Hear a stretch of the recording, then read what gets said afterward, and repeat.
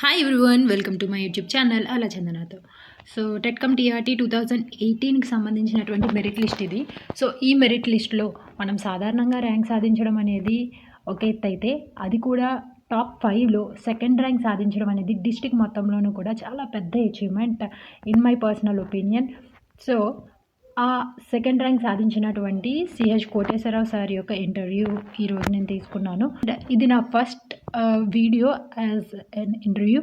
So hope మీకు use అవుతుంది, అలాగే కొంచెం మోటివేషనల్ పర్పస్లో ఉంటుంది అనే ఉద్దేశంతోనే నేను ఈ వీడియో అయితే రికార్డ్ చేయడం జరిగింది. సో ఈయన మేల్ ఓపెన్ కేటగిరీలో సెకండ్ ర్యాంక్ వెస్ట్ గోదావరిలో. సో ఈయనకు వచ్చినటువంటి మార్క్స్ అయితే నేను లాస్ట్లో రివీల్ చేస్తాను. సో ఎండ్ వరకు అయితే చూడండి. మీ ఫ్యామిలీ బ్యాక్గ్రౌండ్ గురించి చెప్పండి. ఫ్యామిలీ బ్యాక్గ్రౌండ్ అంటే daddy farmer, mummy housewife. మాది వెస్ట్ గోదావరి నర్స్పూర్ దగ్గర పల్లెటూరు.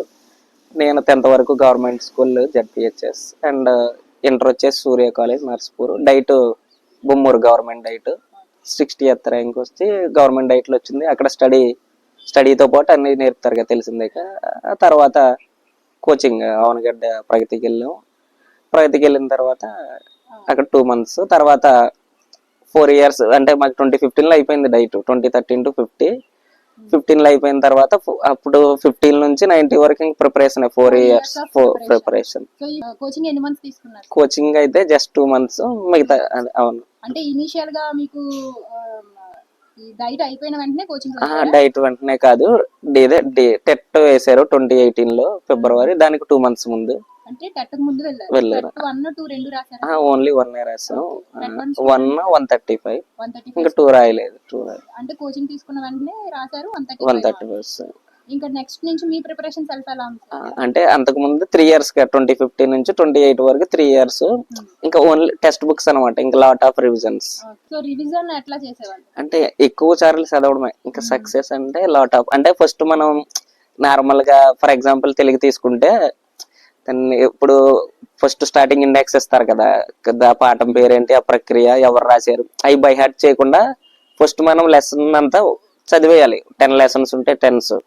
ఇప్పుడు ఫర్ ఎగ్జాంపుల్ ఒక రీడింగ్ ముందే బై హార్ట్ చేయకూడదు. అంటే ఇది ప్రక్రియ ఇదని కాకుండా అప్పుడు బై హార్ట్ చేసిన తర్వాత ఆటోమేటిక్ గా మనకి వచ్చేస్తాయి అనమాట.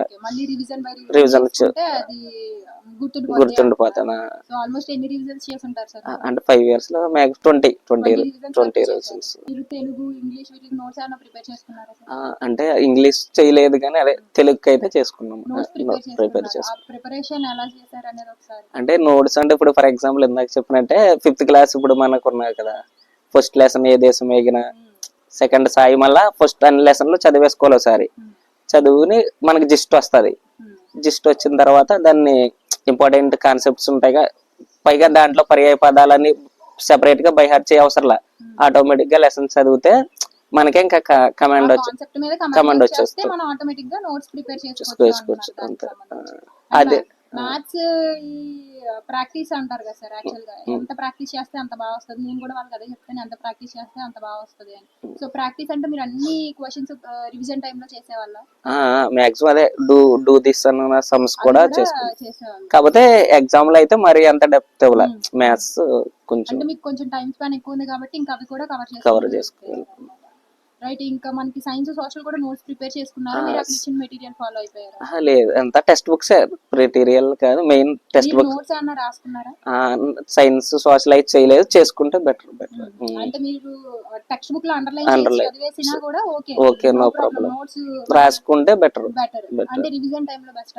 రివిజన్ టైం లో మళ్ళీ అంతా చదవకుండా, అంటే ఆటోమేటిక్ గా చదివేస్తే మనకి ఎంత లేదంతా తెలిసిపోద్ది. కాకపోతే రాసుకుంటే ఇంకా సింపుల్ అవుతుంది. అంటే జీకే ఓకే, కరెంట్ అఫైర్స్ అయితే అంత ఇంపార్టెంట్ కాదని నేనేం చదవలేదు.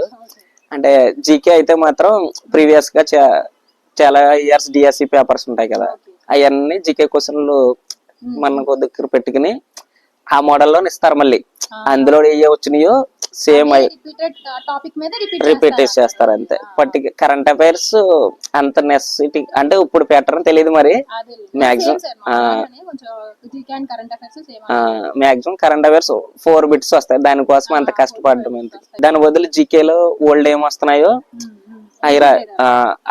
ఆ వాటి మీద ఫోకస్ పెట్టినా 20కి మినిమం 14 అలా రావచ్చు.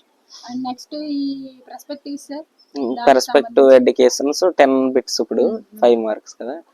అంటే మెటీరియల్ అను పబ్లికేషన్స్ అని ఒక మెటీరియల్ చదివా, ఫుల్ అది Follow ఫాలో అయిపో- అంటే ఈ పర్స్పెక్టివ్స్ కానీ దేనికైనా మనకి తెలియని వాటికి ఇక మెటీరియల్ యూజ్ చేసి మెటీరియల్ లేదా మన అకాడమీ అకాడమీ బుక్స్ ఉన్నాయి కదా. అదే అంటే ఇప్పుడు అకాడమీ సైకాలజీ నెక్స్ట్ సైకాలజీ అయితే ఇంకా టెక్స్ట్ బుక్ అదే ఒకటేనా మా డైట్ టెక్స్ట్ బుక్ ప్రాక్టీస్ బిట్లు చేసిన తర్వాత అదే బయట పబ్లికేషన్ బుక్ కూడా అదే ఫేమస్ పర్సన్ నాగేశ్వరరావు గారు ఉన్నారు ఎస్ఎన్ఎస్, ఎస్ఎన్ఎస్ అదే మా కోచింగ్ లో కూడా ఆయన అవును గడ్డ అది ఫాలో అది ఫాలో అయ్యారు.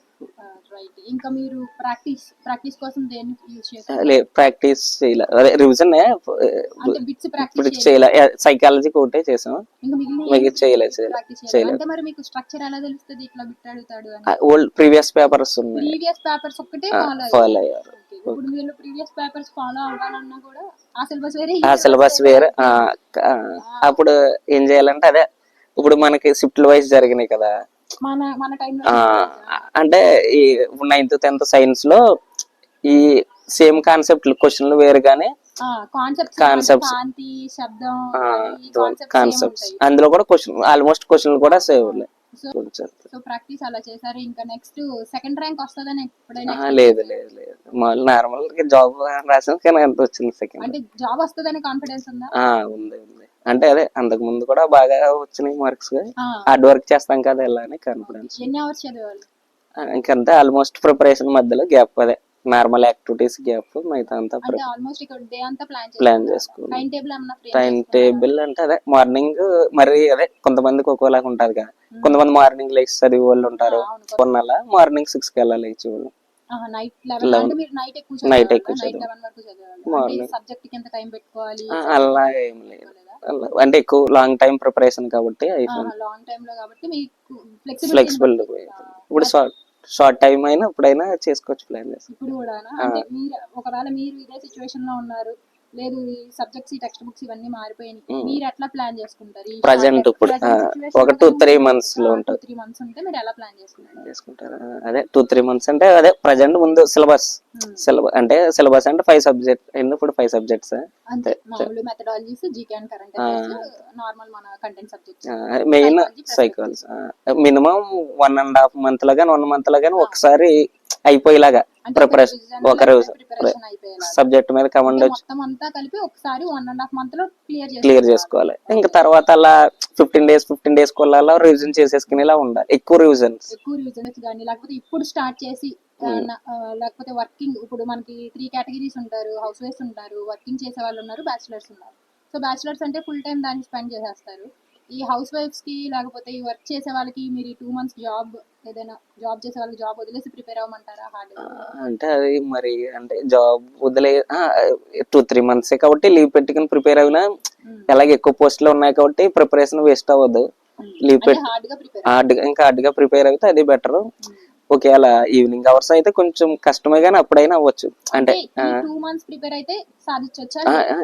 2 months అయితే మన డిఎస్సి అయితే కన్ఫర్మ్ గా సాధించవచ్చు.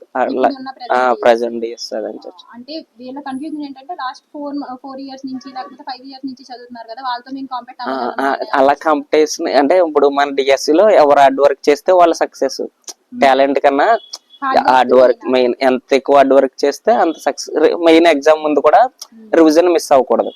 ఎగ్జామ్ ముందు రివిజన్ చేయకపోయినా ఆటోమేటిక్ గా ఆన్సర్ 2 option ఉంటది కానీ పర్ఫెక్ట్ కన్ఫ్యూజ్ అవ్వచ్చు. రివిజన్ చేస్తే ఆ ప్రాబ్లం కూడా. అంటే రివిజన్ బై రివిజన్ అంటే మీ సక్సెస్ కి ప్రాక్టీస్ కంటే రివిజన్ ఎక్కువ, నంబర్ ఆఫ్ టైమ్స్ దాని మీద ఫోకస్ చేయడం వల్ల సబ్జెక్ట్ మీద బాగా గ్రిప్ వచ్చి ఏది అడిగినా కూడా రాయగలరు. మెథడ్స్ నుంచి టెట్ 1 తర్వాత నుంచి డిఎస్సి మీద ఫోకస్. రైట్. జీకే అంటే ఫస్ట్ నుంచి చదివారా లేకపోతే టెట్ అయిన తర్వాత నుంచి?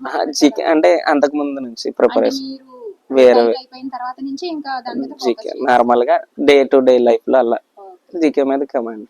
జీకే అయితే ప్రీవియస్ పేపర్ బిట్లు చేసుకుని దాని మీద కాన్సెప్ట్ ని సెగ్రిగేట్ చేసుకుని ఆ కాన్సెప్ట్ లో చదివేసుకోవచ్చు. ఇప్పుడైనా అదే యూజ్ అవుతుంది. అదే బెస్ట్ ప్రాసెస్ అంటారు. అండ్ తెలుగు ఇన్స్పిరేషన్ ఎవరు సార్? ఇంత హార్డ్ వర్క్ చేయడం, ఇప్పుడు వీళ్ళకి కూడా మీరు ఇచ్చే suggestion hard work and revision అన్నారు కదా, ఆ హార్డ్ వర్క్ చేయడానికి ఇన్స్పిరేషన్ ఎవరు? అంటే వాళ్ళ స్టడీ పరంగానే వేరే పర్సన్ ఎవరు? స్టడీగా గానీ లేకపోతే ఫోకస్ పెట్టడం మీద గానీ ఇలా? అంటే ఫోకస్ అయితే మా డాడీ నాకు ఇన్స్పిరేషన్. అంటే అదే దాన్ని ఏమంటారంటే ఛాలెంజింగ్ గా తీసుకుని ఏదైనా అదే తన ఏమో చదువు కాదు అది ఏదైనా ఒక అగ్రికల్చర్ విషయం తీసుకుంటే దాన్ని ఛాలెంజ్ గా తీసుకుని ఇప్పుడు ఫర్ ఎగ్జాంపుల్ నేను డైట్ లో చదువుతున్నప్పుడు నైట్ నా కోసం ఉండి లేట్ అయిపోయింది అనమాట. లాస్ట్ బస్సు లేదు, ఓకే లేకపోతే అదే లాస్ట్ బస్సు ఉన్న ఇక్కడికి వచ్చాక ఉండవు నా అంటే రాజమండ్రి చదివాం కదా, ఇక్కడికి వచ్చాక బస్సు లేదనమాట మా ఊరికి. నైట్ అప్పుడు నర్సాపురం నుంచి మీ లేదు లేకపోతే దాన్ని ఏమంటారా అప్పుడు బాగా కోల్డ్ జనవరి అనుకుంటా వింటర్ టైమ్ నైట్ 12 ఎంత అయిపోయింది. మా డాడీ 15 కిలోమీటర్స్ అలా ఇంకా ఆ ఛాలెంజ్ ఫోన్ కూడా లేదనమాట. ఆలోచించుకుంటే అలా నడుచుకుంటూ వెళ్ళిపోయాడు. 15 కిలోమీటర్స్ నడిచి అదే పైన అదే కోల్డ్ కదా తగిలించుకుని బ్యాగ్.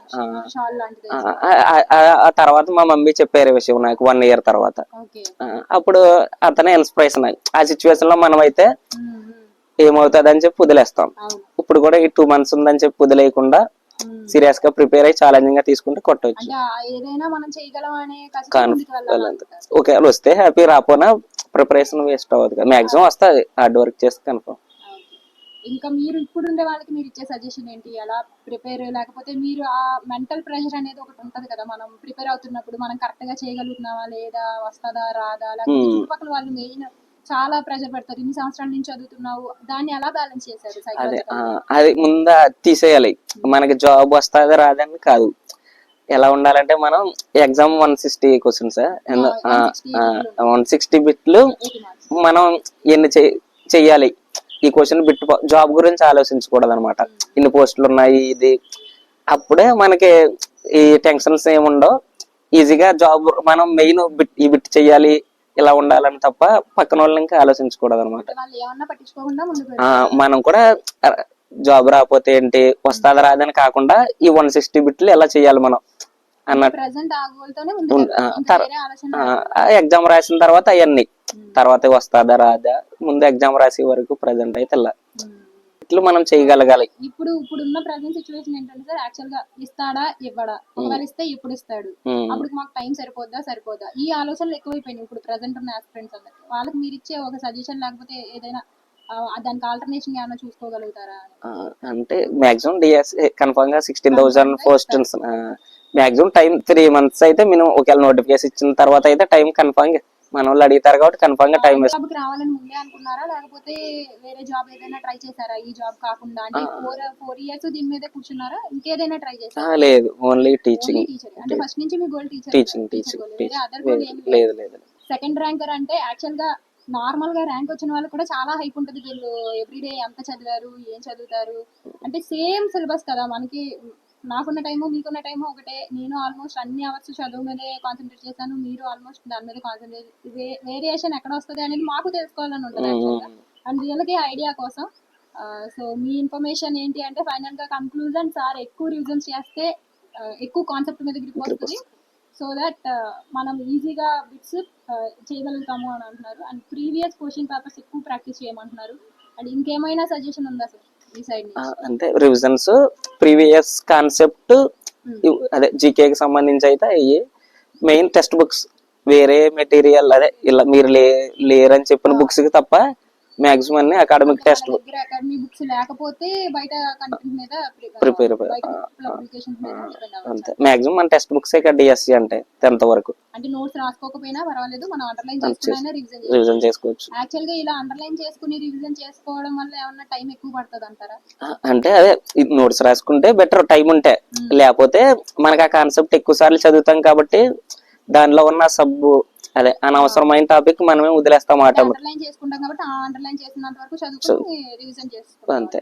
అదే అండర్లైన్ చేయకపోయినా మనకి తెలిసిపోద్ది ఎక్కువ రివిజన్ చేయడం వల్ల కాన్సెప్ట్ ఎక్కడ ఉంది బిట్ ఏంటని. ఫైనల్ గా ఎక్కువ టైమ్స్ రివిజన్ చేయడం. Okay sir, thank you so much me valuable time తో వేలకి ఇన్ఫర్మేషన్ ఇచ్చినందుకు. సో కోటి సార్కి వచ్చినటువంటి ర్యాంక్ సెకండ్ అని మీకు చెప్పాను.